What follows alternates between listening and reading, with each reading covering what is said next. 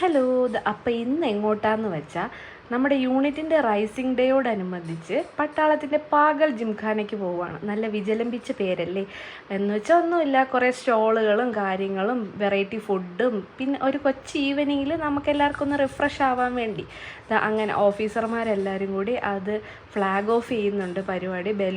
Balloon ആകാശത്തോട്ട് വിടുന്ന് പറവെണ്ണയൊക്കെ പറത്തിയാണ് flag off ചെയ്യുന്നത്. പിന്നെ ഇതാ കുഞ്ഞു കുട്ടികളെ കുറേ ഗെയിംസ് ഉണ്ടായിരുന്നു. കുഞ്ഞു കുട്ടികളുടെയും വലിയവരുടെയും ഒക്കെ ഉണ്ടായിരുന്നു. ഇവർക്ക് എല്ലാവർക്കും ഫസ്റ്റ് വന്നവർക്കൊക്കെ പ്രൈസ് ഉണ്ട് കേട്ടോ.